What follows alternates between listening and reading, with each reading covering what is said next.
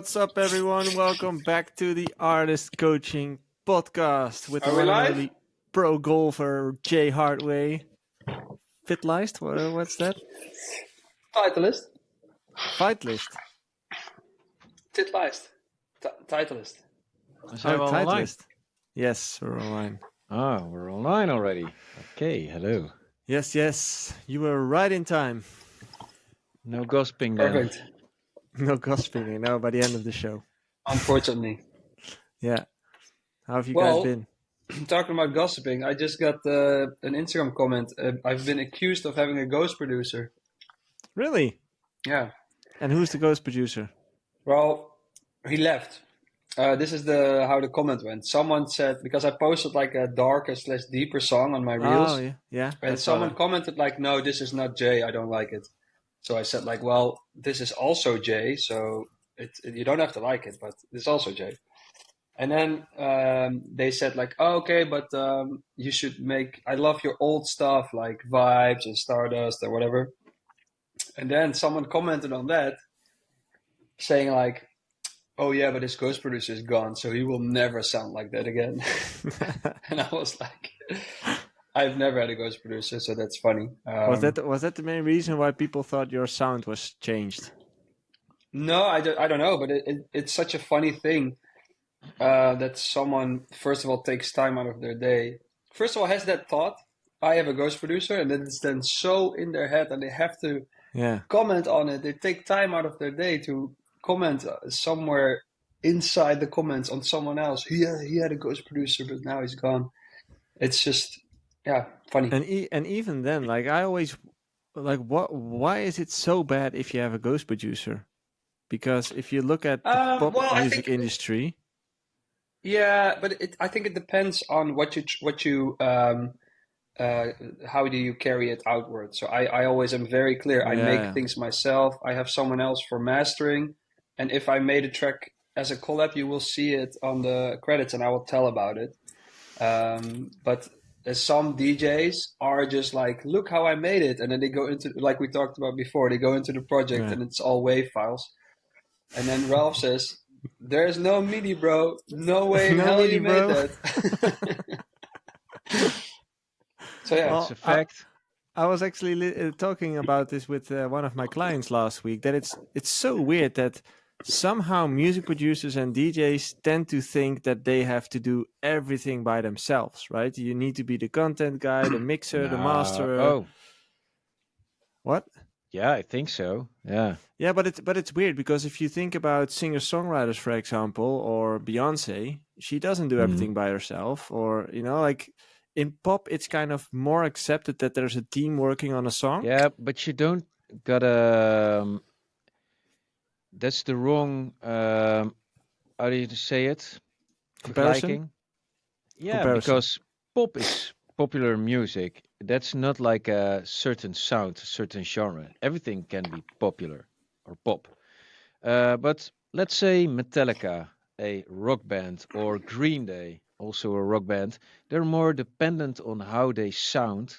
A pop artist usually is not. So let's say Metallica would have taken in this sound engineer, which just then alters their sound, then it wouldn't be Metallica anymore. And I think dance is more adjacent to that than it is to popular music. So that's right. Why I think you should really strive for doing as much as possible yourself. But if you cannot sing, hire a singer. If you're bad at writing chords, I mean, we're not really emotional making, music making. Depends on what kind of, melodic techno is a bit more emo to it.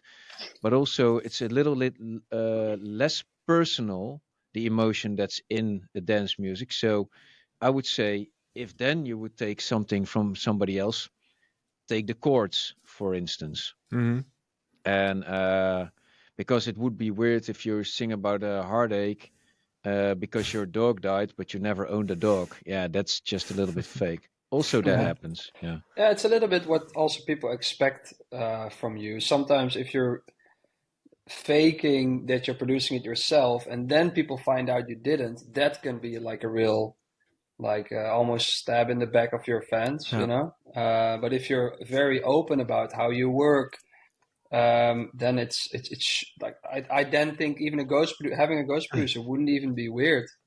But yeah, I agree with Ralph. If you do everything as much as you can yourself, because even in your mix, like I make my own masters, and then I send it to an engineer who masters it and mixes it, and I make sure that it has the same kind of feel and the same kind of mix. It's just a bit more clear in the low end, and the kick punches through a bit more. It's those details where I'm like, yeah, could work more on, but I just don't want to. But it still sounds like my mix, and that is so important because it's such a personal thing as well.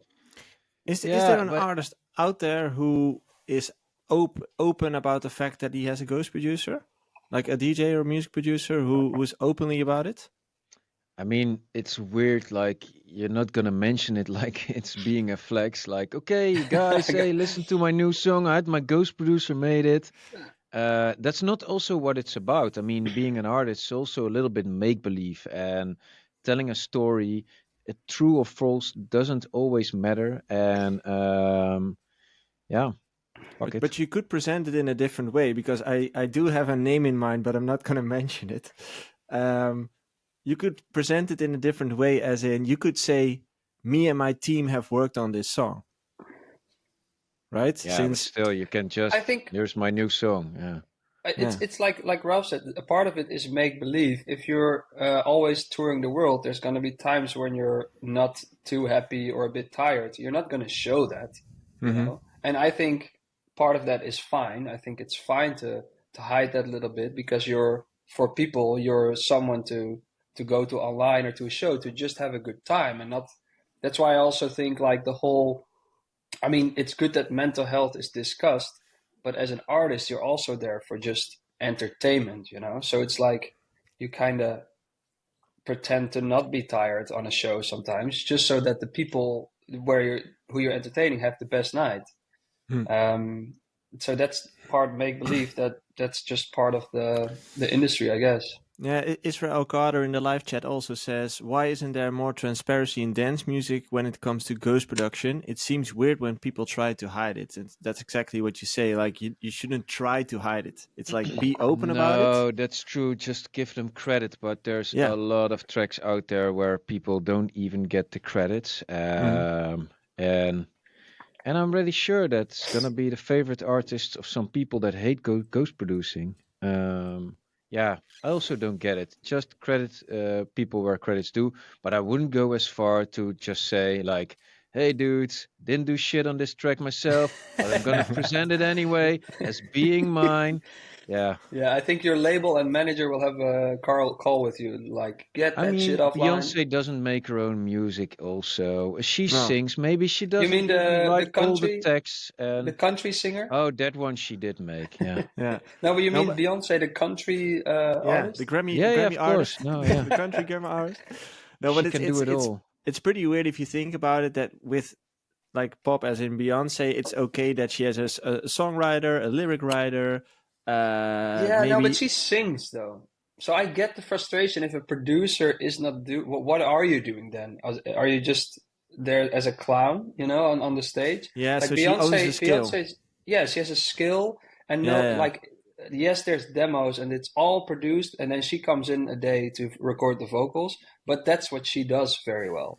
And I think that's why people get frustrated when it turns out their favorite DJ doesn't do shit except play sets. But then there's also the nuance of there's DJs with ghost producers who are still very much in control of what they want in the final product. Yeah. So then they have a team but they know exactly what they want. And then it's kind of like, who's then the producer?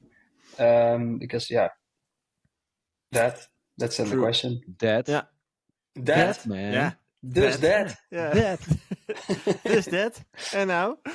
Anyway, welcome to everyone in the live chat. Nice of you to be here. We already have 15 people in here. That's nice. Nice to see you guys with us. That's nice. Let's go. Where is everybody from? Yeah, that's interesting. Let us know where you're from. Interesting, huh? I actually have seen What are you doing, Joppe? many different countries. Oh man, eating lunch. Have you been golfing? Yeah. Day off. Sun is shining. This is work, man. We're working now. Work. This is one of the cherries. This is not the work. This is work. I We're work working to be hard. able to do this. Work hard on the range. And exactly. We have people from Australia, Spain, Poland, Germany, Turkey, France. Holy shit, that's like the whole Holy world. schmoes, man. Insane. That's insane, yeah. Yeah. Wow. Yeah, it's fun to see. Like so many Willkommen. Australia, that's like it's 2 a.m. in Australia, right? Midnight. Well, it depends where in Australia. The country's so big. It has like 3 time zones. Yeah, we have Ireland as well. Yeah, big difference. Turnout today, guys. Exactly. Did you? You probably didn't see it, but I'll definitely share it with you guys. Last week I came across research from the guys of Patreon, and they did a research with 1,000 artists and 2,000 fans, trying to figure out what the future of creativity is online, which turned out to be pretty interesting, to be honest. Like, they made a website called State of Create. Let's see, stateofcreate.co, I believe it was. Yeah, .co, stateofcreate.co. That's where you can, it's like a beautifully designed website, by the way. Holy shit. But if you just run through the numbers, it's pretty insane to see what the state of creativity is and where the future, at least they think the future is going towards. It's all like a bunch of words, but I have no idea what this site is about. Huh. If you know what I mean. Like, you explained it, but I'm like, what is it about? To be honest, I wasn't even listening. Yeah, I know, but this is not for Ralph, because this is telling some data that Ralph probably is not going to agree with. So I definitely recommend Ralph to read it. But it's about the fact that there is a big disconnect between fans and creatives these days because of the algorithms and stuff that we've talked about before. So how do you see fans building a better relationship with artists in the future? And that's kind of what the research is about, I would say. Can I ask something? Sure. What do they sell? Yeah, I know that the people who made the research sell the product, which is the result, kind of. So are they honest brokers in your modest depends if the research is true, as in if they really did the research under 1,000 artists and 2,000 fans, and if that's the only conclusion that they used and not their own opinion, then yes, I would say it's a decent thing. But again, what they sell kind of like leans upon on that. Yeah. And you should question. We have a saying in Dutch that's wij van wc eend verkopen wc eend. Toilet duck advice. Toilet duck. Yeah, but you should also ask the question that those 1,000 DJs or artists who have been questioned, are those all Patreon users? Because that's by definition artists who are striving towards like a self-built career, you know. So all those things kept in mind, I just would recommend you to read through it, because I think it's an interesting read, as in, even if it's just about opening your mindset and getting a fresh breath of air. I've been scrolling through it a bit, and I see a lot of artists feel this and that, and they feel like they're like it's a bit like, the artists have it bad. Mm-hmm. That's what I get from the first part. I'm like, I'm never really interested in that. So I'm curious if I'm going to read through it a bit more, what I really find. But what I think is an interesting one, and that's what I see here, that's what also Gary Vee always says. It's like people don't come on social media anymore to watch what their friends are doing or their favorite artists. They just come to be entertained. And what they get shown is purely like, hey, this entertains them the most. So it's like, if you don't get shown, if your reel doesn't get, or your TikTok doesn't get through the view barrier, that first one of 300 views or something, it's probably shit. Or not shit, but like, yes, good, but there's resonate. way better other good stuff or more entertaining stuff. So that's an interesting thing. And that's an analyzation of like, hey, this is how it is.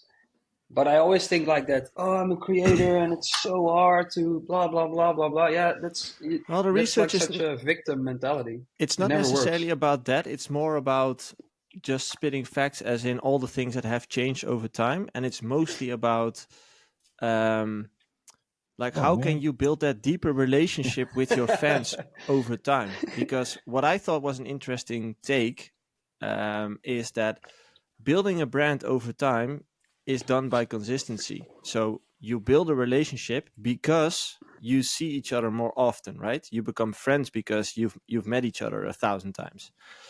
And the same, that's how it works with fans as well, as in the more often they see your face, the more often they hear your music, the more often they hear your voice. That's all information they need to establish a relationship with you, I would say. You didn't say music. Music, well, listen to your music, I said. Well. Yeah, well, I did. Yeah, I did. Yeah, well, I did. Yeah. But what I thought was an interesting take is that they said because of all those algorithm changes, it becomes harder and harder to come in front of the same people more times. So yes, you have more reach and you might reach new people every time, but having one person seeing 10 pieces of content, that has changed. And that was an interesting take to me. Like, yes, you could reach many more people on TikTok, but are those people who just watch your content once or maybe twice, or are they sticking with you and will they consume more of your content, more of your music? And that doesn't seem to be the case. That was an interesting take to me. Okay. Yeah. So I would just recommend any artist out there. Okay. This community completely. Thanks for sharing. Completely went how I thought it went. By the way, please give Ralph the button of community questions, because at points like this he'll be just okay. I have a whole list prepared to go through before we even get to the community questions. No, but the thing is, there was no question. He just stopped talking. Like, thanks for sharing, man. It wasn't a question at all. But that's why I said I completely. This is how I predicted it to go, so that's okay.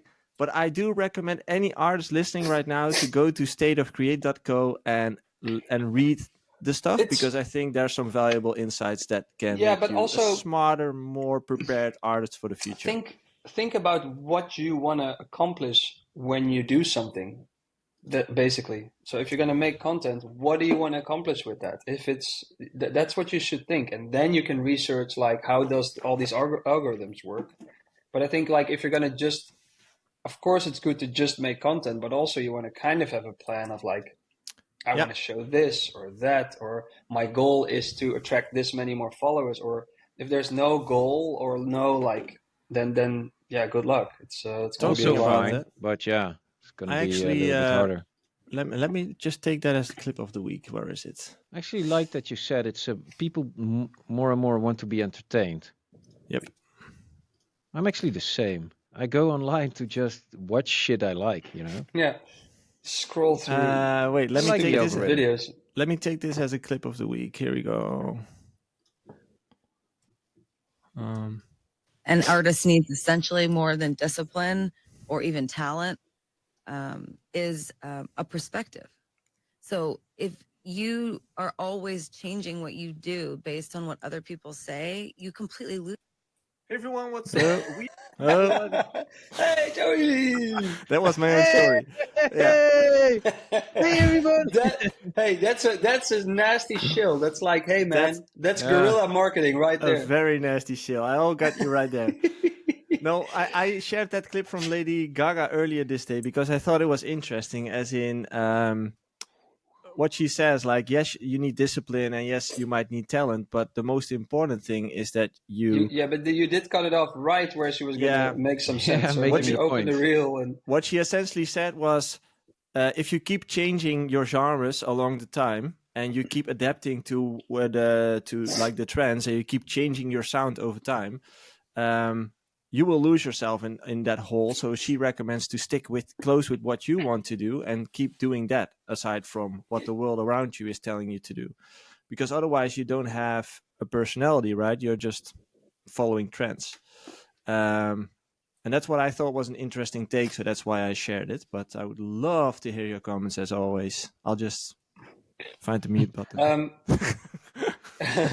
Yeah, I need to hear the full clip because her conclusion is a bit what is interesting. Because what does she recommend that let me check. you do? You know. Well, we kind of agreed. This is like a station past. You know, we all agree. Don't jump on every bandwagon that comes by. There's no use. You'll always be reactive, or you got to be really, really good at it and make really good music in every genre. Yeah, it's like you can see what's popular, but you always, and I think that's maybe what Lady Gaga also means. You always have to have this little bit of you that's like, hey, I want to do that, and I do not, and I think that's me, not Lady Gaga. You should not care about the outcome if you think something is cool. Okay, so, here like, we go. I got it. Another full thing. I think an artist needs essentially more than discipline or even talent, is a perspective. So if you are always changing what you do based on what other people say, you completely lose yourself and you become just, something that's constantly affected by what's around you as opposed to stable and your own. What I think that's it. And art. We all agree, I think. Yeah. Yeah, I thought it was a good take. She said it nicely. So basically, you don't need discipline, don't need talent. Just you do need discipline. I know, but it's funny. If I think about like one of the main things that I see with clients here at Artist Coaching is that consistency is the biggest problem of most of the artists. As in, keeping the consistency going, like keep going to the studio, keep releasing music, keep posting content, like being consistent with what you do seems to be one of the hardest things out there. And for some kind of reason, maybe I would love Ralph to ask this, because I think Ralph is the most consistent. I need to ask something. Yeah. You want me to answer? I'm sharp as a razor today, man. No, I'll answer it. No problem, man. You have a question, right? No. Oh, I thought so. Oh, you said to me I need Ralph to ask something. Oh no, I want to ask you something, as in, because I think you're the most consistent out of everyone. Like, I think it would benefit the listener to hear. Have you seen my ball striking today? You're golfing half the time. I'm getting way more consistent on the range. Okay, he's that's consistent at going golfing. Yeah. No, my ball striking is getting more consistent. But for Ralph, striking? Like, dude, the consistency of things, like, is that something you actively think about, or is it something you just set yourself to? Like, is it even something that it's top of mind, or is it just within you? It's just a habit that you have. It's my lack of talent that I need to do this, or else people will be way better than I am, or do way better. And besides that, also just kind of approach it as being a job. I think we have a really easy job with a lot of freedom to make choices, and my choice is to play golf. Not to play golf, but to work on my career. Freedom. It's the freedom you have. As long as I have that fire to just and the will to reach certain goals, to be honest, no. All the other stuff will come. But even during the days where because you probably will have those days where you just feel like, I don't feel like going to the studio, I don't have any motivation. There's so much work to do besides doing music. There's always something.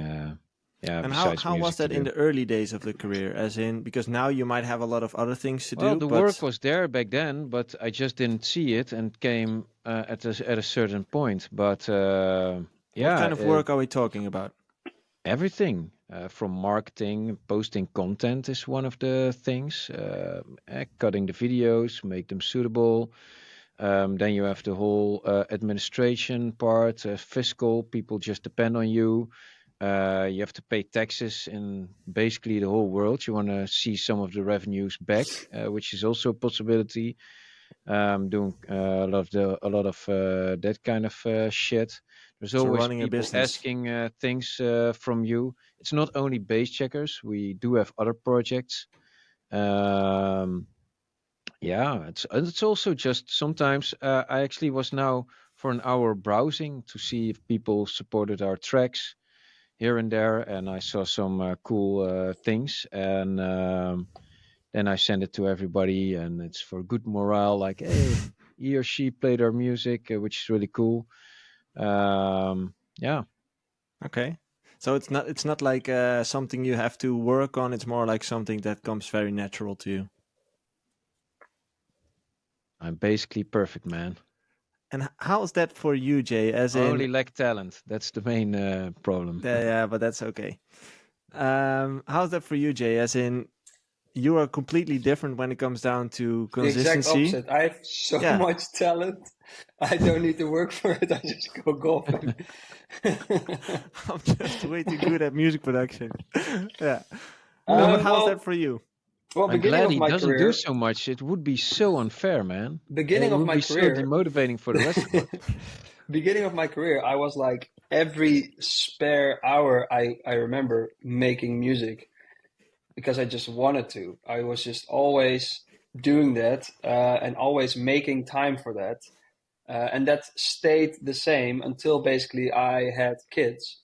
And then it became way more of a thing. And then also it was right after COVID, so that this whole my career wasn't at the same level. So there's all these big changes. But now I'm like way more realizing like, hey, I'll do anything like for my career, but I notice I also want to enjoy this time.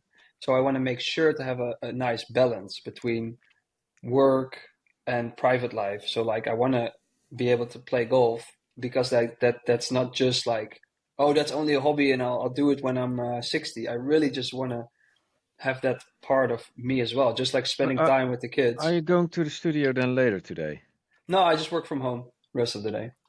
So I can work anywhere. So it's that's another thing where I realized like sometimes I would think like, oh no, I need a studio, and it's a lot of people who send me demos, or sometimes I hear like, yeah, but I need to really have a studio or good speakers to work. No, you don't. You need a good idea, and you need to just get on with that idea. You need to work on it, and if you can't work on a certain project because it's like now it's on my PC, I have different projects than here on my laptop because I haven't really synced everything. I had this whole idea I'm going to sync everything so nicely in the cloud and then I can open everything. But then I realized, no, I just need to be able to work at home and I can work on different stuff as long as I'm doing something. But yeah, it's way more time planning since I have kids, and that's where I don't find it difficult anymore, but definitely when I had the first kid, it's like, I have to be home at 5 or pick her up from daycare at 5 or 6.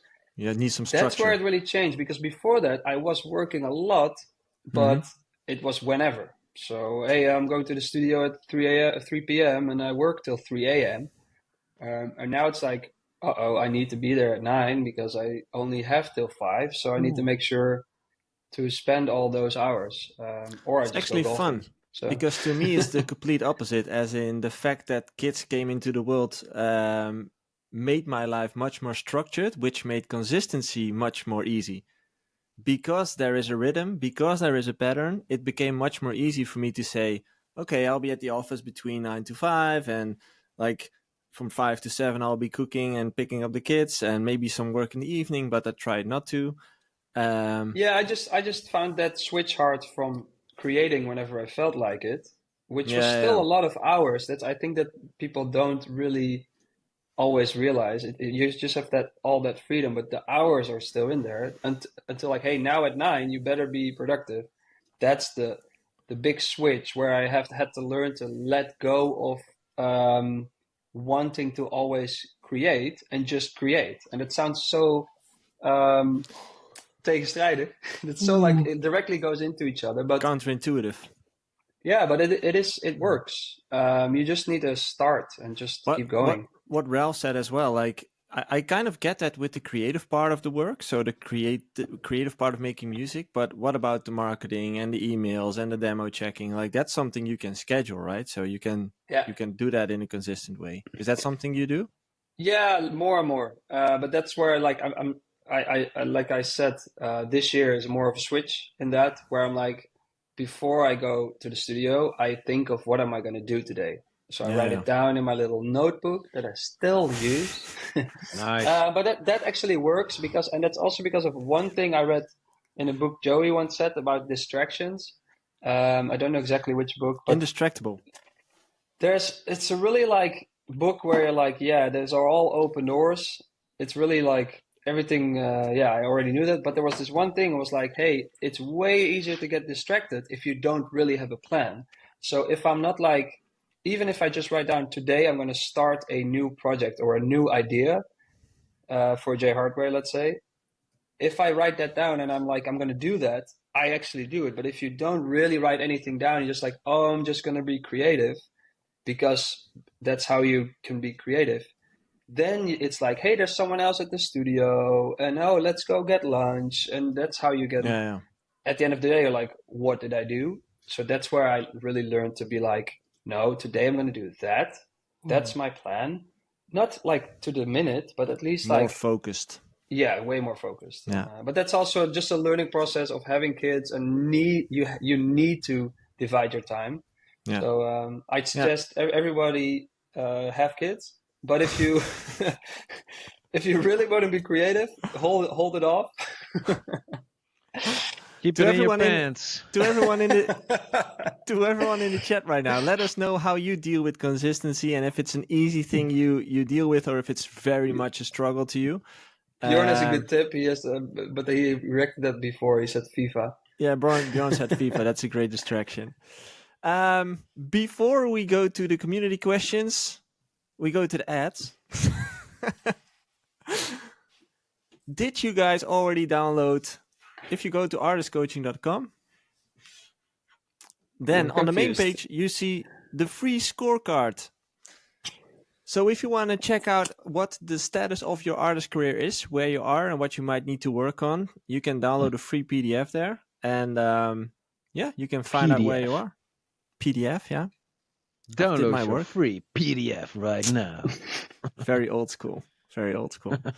So check that right there. And community questions. There we go. Dude, epic. Yeah, you know what I was thinking? We have a whole community full of music producers. Why are we not giving them the option to make the jingles and let them win something? They're not going to top this. Nobody's going to top this. That's the challenge. We only need one jingle. We have the best jingle there is. I have kind of played out whole Suno, and I didn't manage to get a better one. Like it's no, I kind but of give up. You can ask all the producers in the world. That's why I say this is the summum, the apotheosis of all mankind. It's all put inside that little jingle you made. And that's the bar.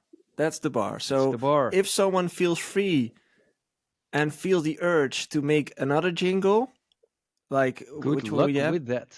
We have Knowledge Bomb and we have Shameless Plug. So if anyone feels the urge to make a jingle, could be AI, I don't care. Why community questions are good? Because it's an actual section in our podcast. So maybe we need to think of a new section, like a clip of the day. Clip of the week. Let's do that. Let's do clip of the week. If somebody feels the urge or has an idea about a clip of the week jingle, feel free to make it, send it to us. If we like it and we'll start using it, we'll make you win something. We don't know what, but we'll come up with something. Where's your plop cup? It's in the other studio. Still. that's the luxury problem of having two places. Like two offices. I have this. Damn, you're rich, man. I have this, but it's like unsigned. I like this more. Anyway, community questions. We actually have one from you Josh. need to do it because now we're actually starting. So community questions. Nice. We actually have a question from Josh, who is currently on his Asia tour. And he says, "How Where important... can I find anti-diarrhea medicine?" He says, "How important are custom visuals for shows? Because he has some basic ones, but the clubs I've been playing at recently only seem interested in logos and 3D logo animation clips because they have invested heavily in their own custom visuals. I was considering investing in some sick custom visuals, but I'm now wondering if the money could be better spent elsewhere. I know Bassjackers have some cool ones from live clips I've seen. Love to hear your thoughts." Yeah, you got to brand yourself, but it's good enough for now to just have your logo, which can be used by the clubs and the VJs themselves, and you'll be fine. You don't have to have like stuff synced to your tracks and all. If they have their own custom design, and that's gonna be enough for now. I have actually amazing custom visuals, which I haven't really showcased much, which is a shame. So maybe I should do that once. But I think it is really beneficial to have your own custom visuals. And what I always do, I make sure to either have a good tour manager or go myself to the sound check. And I want to talk to the visuals guy because I want to they have, like you said, invested in their own visuals. So you don't want to be like you have to use my visuals, but you have to present them with all your visuals. And then I always tell them hey, you can also do your own thing. You can use mine. This is the intro. I think it is, if you have the money, it is worth, because it is branding. Like if I have a big elephant also on the shows screen, some professionality, to be honest. Yeah. And I think, but yeah, you don't need it. I also agree with that. It is a lot of money for. What's the average price for such a thing? Depends on the hours. It depends. I have no clue, to be honest. But I think for 1,500 euros, you can have your logos, which can be in 3D and well used. Couldn't you make something like that around with AI? Like just put your logo in and make it animated? Yeah, the thing is the formatting. I don't know shit about that, but yeah, could be. You need I needed like 3 different formats so that every club can open it, that they can preview it to check what it is. Okay. So yeah, but I think I paid around 10K. But I really have good ones, and I think for that price, I'm not sure if you're gonna get it like I have. But like Ralph said, some logo animations with pick a color. I think Bassjackers use a lot of red, for example. That can already be part of your branding. So if you say, hey, I want some logo animations, quite simple, but use pink because that's your brand. Do that. That can already be. We have a lot of red, a little branding. like red, white. It's actually the main coloring. Here's a question from him. Do you think it's smart for a producer to work with a very small... From him? Yeah. Do you think it's smart for a producer to work with a very small trusted sample library to keep workflow fast and simple, or do you prefer having a huge collection, as many options as possible? Yeah, there's something to say for both, but I'm also a big fan of using a small cluster of, let's say, packs and banks. The main point is you really got to know the sounds and what you're working with, and if that's a lot or small, we don't have all the same memory capacity. But it's that if it's like a language, if you know a lot of words, you can make more sentences. And with music also, that really you're way more creative when you just have a lot of knowledge. But the knowledge needs to be at a certain level. So start out with the small batch and then just work your way up. But it's really good to know a certain sound, like really good. Okay. Yeah, and you'll be surprised if you pick even like the Fruity Loops stock plugins, and you're like, for do some challenges with yourself. Say, hey, I'm gonna make a song only using this citrus or something, like a stock plugin. You'll be surprised how cool you can.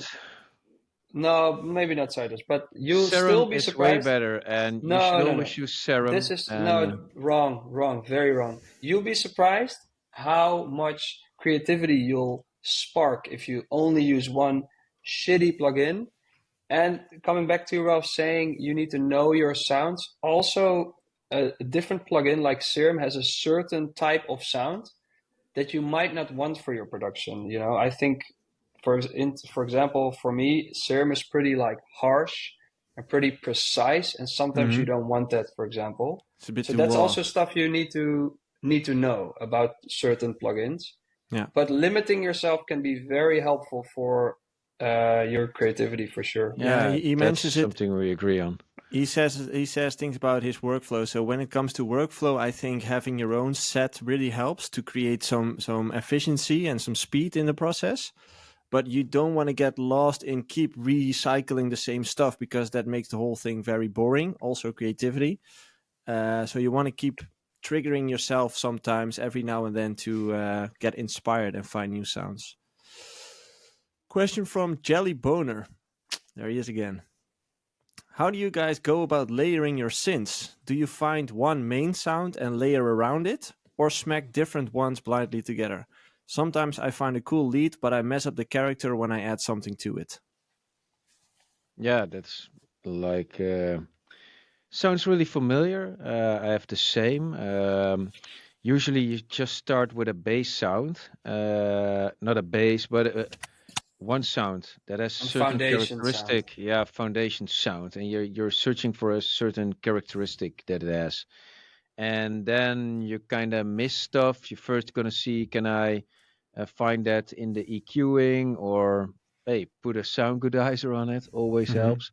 And you're just gonna mess with it, and then you can always think, okay, maybe I'm gonna search other sounds to get that fullness or that high spark or that crisp or whatever. But it's always about characteristics of sounds, and that's when, but you start from that foundation. Yeah. My new track that is coming out the end of March. Hey. More info about that soon. But I started with a little voice that does the melody, and I will show this project when it comes out. That was the foundation, and it sounded cool, but not nearly powerful enough. So I layered it with some other synth serum or something, and it made that it had power, but still that little voice thing came through and made it sound organic, which makes the lead. And the lead sound itself is pretty simple, but then layered with that little sound, it becomes very unique. And that's something you should, not per se strive for, but I like that. I think it's always a journey, right? Because it's never the same for any synth. You should always check for every synth itself. Like, should it be layered? Yeah, like should it be layered? How many layers do I need? Like, what am I looking for? Going back to it was Jelly Boner, right? Yeah. What he or she said. I think it's a he. I think it's he. Yeah. Boner wise, but yeah, sometimes you just go out of bounds. Like, oh man, now the sound's just all effed up. And you always need to be sure that you work in a certain flow that you can always go back. And yeah, because we all get there. You kind of search for the limits. Sometimes you go over it, but it's never going to be spot on right away. And so make sure within your workflow that you can always track back. Cool. Here's a question from Gerard Francis. That's a good one, actually, but that's also when it comes to melody. Just want to hook into Ralph, what Ralph said, because sometimes I have a melody and it kind of works in the drop, but I want to try something new out. I just duplicate the pattern so that old melody and rhythm stays the same, and then try a new one out. Maybe it works, or if it doesn't, I still have the old one. You're gonna end up with a really messy project, though. That's how it always ends. But that's not so important. It's about creating cool stuff. So comes at a cost, a great cost. And the mess, just turn your screen off when you listen to it. Just listen to, hey, what do I want to change? Because sometimes I get lost in like all those pattern blocks and versions, but then I'm like, hey, wait, I just need to listen, and then I hear where I need to change the bass. Don't do that. Listen to Ralph. put on an EQ, play the melody, and take a little dimple and just put it everywhere you think you might miss something. If you go over your spectrum, then you're gonna hear like, okay, these parts of EQ boosted, they do this, or this lower does that, and that's when you're gonna get some really cool characteristics in the sound. Man, Ralph really has no talent. I have no talent, man. That's why I need all the time in the studio. Yeah. Yeah, exactly. Yeah. I have good ears, though. Question from Gerard Francis. How would you go about releasing remixes and bootlegs? I currently put them out for free on SoundCloud with a fan gate, but I see a lot of remixes on record labels nowadays. Yeah, it could also work. What we sometimes do is just put it on SoundCloud and see if it gets any traction. I mean, It's like the a test, numbers right? on SoundCloud are less. I mean, if you get 1 million views there or 100,000, that's actually quite a lot. Whereas Spotify, that's your first weekend if you're a well-established artist. But I'm a big fan of releasing that way. And if it gets traction, it also increases your chances of making it an official release to get it cleared. On the other hand, you can always go to the full cover path and just get no publishing whatsoever and release it as a full cover, but there's a little bit of a risk in there because that's like this grayish legal area. I mean, it's a copyright of other persons, and they can always say, "Hey, man, take it offline." And you can't use any of the original recordings. No, don't use the master. Very important. And that's very important. Also to get stuff cleared, because if you use the master, I also think, and this goes for a lot of remixes. We talked about mashups before, how like, cool mashup is cool, but not as cool as it was. I have a little bit the same with remixes. It's like it can be amazing for your profile and showcase and benefit of the popularity of the vocal. Like, hey, this is our sound if we would make that song. So yes, you should try to release it like in the ways we said before, but also just move on to the next project, because it's sometimes I hear tracks and I'm like, yeah, you literally just you have an original track where you put a famous vocal on. Yeah, you can make like you can you know how to say what that? are you saying, man? I'm saying he's having a stroke. No. I'm trying English. I'm thinking in Dutch today. Spanglish. It's terrible. Yeah. Okay. Question for you guys. Okay. Okay, next. First, Ralph. Thank you for your service. What's something that took you years to learn as a DJ producer that you wish you knew earlier? Don't know. Paradox. I have no idea. Isn't there something that took you years to kind of discover? Like, is this how it works? No, because it's just a changing world, and always, yeah. You know, the hardest part is getting started, and you just don't know shit. And there's like almost nobody in your surroundings that can help you because it's such a weird world. And it's helpful to have like a mentor, a coach. Hey, a shameless plug for you, Joey. Hey, thank you.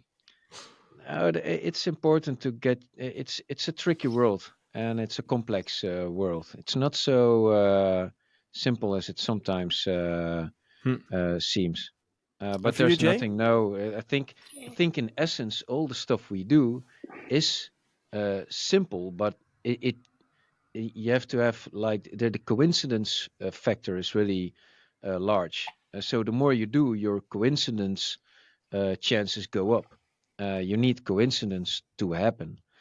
And is that maybe something you learned, as in just by delivering a lot of work? No. That's always for me. To be honest, it's if you can make it in music and you feel you can make it, like the door is opening, there's just this little bit, go for it. Go all out, because if you make it into music, that's the best thing ever. And you're actually obligated to all Have the you ones ever that hit a try. golf ball? Have you ever hit a drive 250 yards? I've hit a golf ball, but yeah, no, but I had the same always with surfing, and I used to surf quite a lot also in Holland up Online. until I think 2013, 14. We're not on the internet, dude, in the sea. Yeah, Does and anybody use that term still? I'm surfing on the Surfing on the internet. internet. No one uses that. You're so old. no, it's Boomers. browsing. Yeah, well, still I use it. Fuck that. But no, but at some point you just it took too much time because when you do you have to drive to the sea, get prepared, go in, you do it for a few hours, then get out. Takes the whole day, and yeah, I think this work is so important and so competitive as well that yeah, you just need to be on your A game. Just on the other hand, no one on their deathbed will say, "I wish I worked more," but that's just No, but for another me, it doesn't whole feel deep as topic. work. No, I get a lot Well, of that's good. adventure out of this, and we have another project. I'm gonna tell you about it when the time comes. But I saw a big DJ in a certain genre play it on this insane show, and for me, bam, my day. I actually have a really good day. Today. Today is a good day, You don't look but it's like it. really nice if you get your goals. Yeah, and it's Yeah. one of the biggest highs you can get. What about you, Jay? Is there anything you've learned over the years that you wish you would have learned earlier? Well, I think it's like I think kind of agree with Ralph because it's a bit of a paradoxical question. Like you can't really answer it because some things you're not ready to learn until you've experienced something else. So it's kind of like I don't think I can tell you a lot of knowledge I have now, and you don't know how to use it yet. If I compare, yeah, you guys are looking at me so. Dude. I was reading some something. some lessons you're not ready to learn yet. You don't know. It's like you need to experience something else Yeah. in life before you can really grasp something. It's like when people tell you, "Oh, take it easy touring. Don't drink too much." Yeah, but you don't know, and you're You gonna need to be. experience. You also need to be ready and open for the message. I would say, as in, Yeah, that's what I mean. like your parents told you 10,000 times back in the days, like watch out for this or that, until you turn 30, and now you realize, oh, it actually Yeah, makes sense. You need to make your own mistakes, and that's yeah, how you yeah, learn. exactly. Well, That's what. Yeah, yeah. Wow. yeah. Also, want Okay. to point out That's part of learning. that people don't think that I work always. I actually have my days pretty much laid out. In the weekend, I don't do shit. I enjoy life, and in the morning I brush my daughter's hair, I make the food for my kids, I walk her to school, then I bring away my son, then I get here in the studio, that's 8:45, I make a cup of coffee, then I'm in the studio around 9ish, and then at 5:15 I'm done for the day, pick up the kids, or my wife does that, and then I'm home. So to be honest, for Yeah. me it actually shows something that, and most of the artists don't really make the hours, and it's actually astonishing. If you add up my hours, I barely make 40 hours a week, and then But and people look at me like I'm a hardworking person. Dude, if that's the hardest working person in a certain profession, then man, we are the laziest profession it's ever. really hard to judge from the outside, and that's what I think is always a tricky thing. Like you think you make a lot of hours, you don't know how much hours I make. And just because I've been golfing today, and I have my golf hat on, it seems like, oh, you're working less hours, but that's just from the outside. It's really hard to judge how much How someone much works. hours would you say you No, put in no, on a weekly nobody basis? said you were working No less idea. hours. I didn't No, say but it. I'm only saying it's hard to judge from the outside how much effort and time someone is actually putting in. That's Well, what I'm trying it's a to. well calculated thing, a calculated guess, because I know the scene. I know a lot of people that work in it, and like, yeah, the thing is, just making music at night when you're behind your computer instead of watching a series, just doing stuff there. And yes, you can make a hit, but most of the time it takes a little bit more of concentration, especially nowadays, to make something. That's also the whole reason But why who the do you session wait, musicians exist. who are you referring to with Everybody making music, yeah, kind of neat. You need to have some no, but concentration in like there you, right the now. example is like, is that someone you know, or you No, follow but someone sometimes someone's I'm at daily home. schedule and No, but sometimes I'm at home and I'm like, oh man, fuck that TV, and I'm just gonna fuck around with sounds and just play around with it a little bit. But to be honest, that's not the same as really no, making but music. I agree, but I mean like you can't tell from the outside how much time someone is putting in. That's what I It's a calculated guess. I talk to people and It's an yeah, estimation. yeah. Yeah.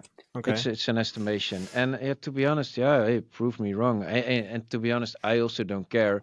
It would be good for me if people just don't do shit, because the better off we are. Yeah. Yeah.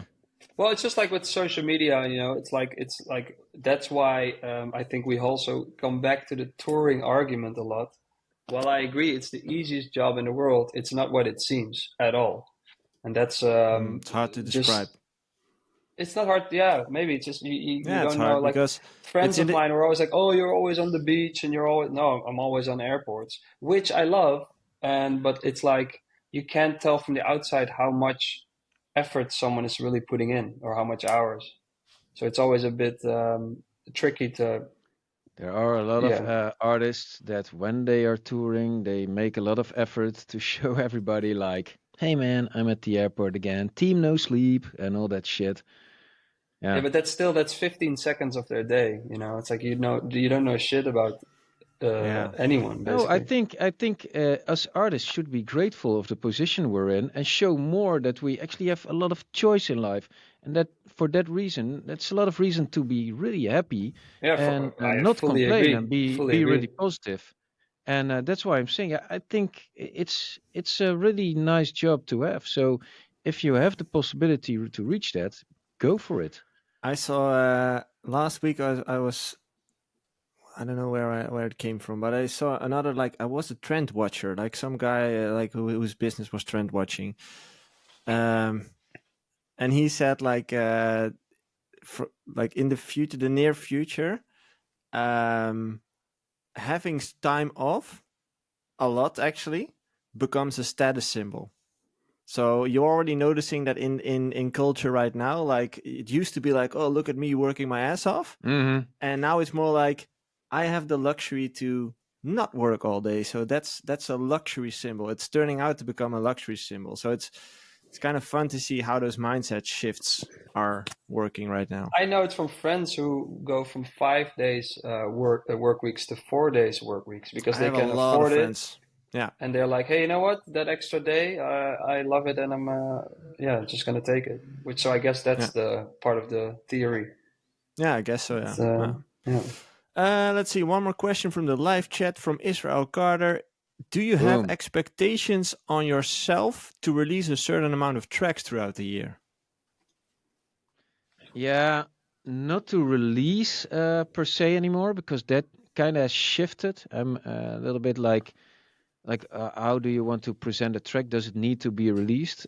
Yes, probably, but that's not the goal. But yeah, I do want to make a certain amount of tracks and put them out, like But one a what month if minimal. releases are not the goal? Then what is the goal for you? Well, nowadays also you can just consume music on all the socials and get your reach over there, and doesn't per se I have think to be released. Yeah. I think one a month is a good goal to set, and maybe you end up with 10 in the year or 9, which I think should still be good. But especially now, also that's also what Ralph said is like social media. You can showcase everything you're working on right now. You can make a video right now about a song, which is part of your brand. You may Yeah. be gonna release it, maybe not.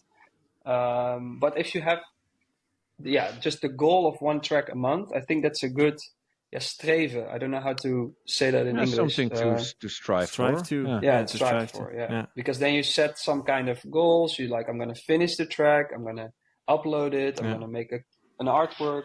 That's always good to have. For creative people, it also works great to have deadlines that pushes them to actually finish stuff.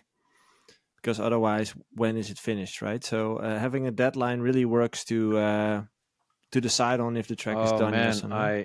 I had this master that I sent away. There was a big mistake in it. But what I actually was also what's notable about it, that it's a collab, and the other party had to notice the mistake, and not people of the label, not even the people around me, actually, like my management or whatsoever, and not even Marlon. And so the quality control also was lacking. And then you get to a point like, oh shit, this is something we actually need to be really wary about, because if it wouldn't be up for one person of the other artist's team, it would just be out. Hey, dude, and it was a big mistake, man. What was the mistake? What kind of big are we talking about? I don't know what went wrong. I think something, because the project got so big, because we went back and forth the whole time. I think I just listened to it and then was like, okay, export and put the wave in the folder. And didn't listen to the eventual wave, because sometimes there's a mistake in bouncing a track.